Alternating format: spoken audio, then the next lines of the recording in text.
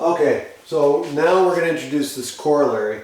So this follows from the previous lemma. So it says for vector v in set S, omitting that vector does not shrink the span S equal to span of S minus V. So in other words, it doesn't shrink the span.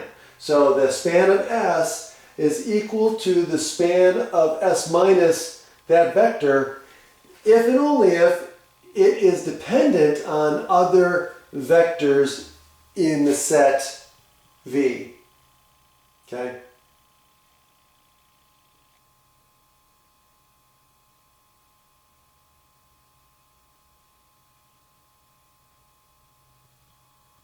V an element of S.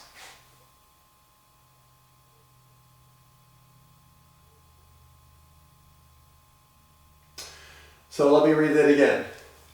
So for V in S, so V is an element in the set S, so it's a vector in S.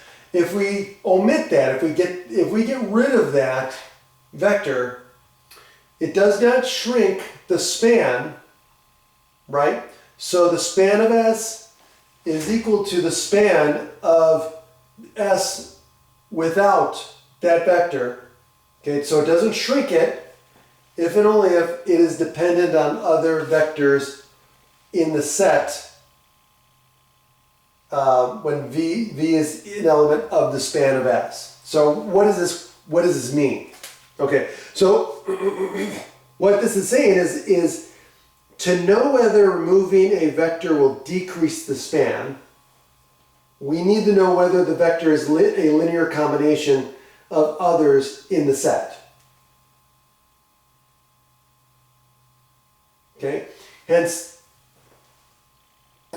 this word dependent, right? So to know whether removing a vector is going to affect the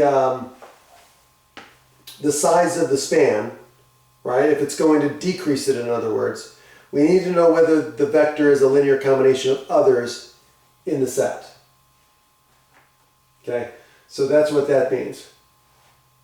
All right, so next we're going to introduce a definition.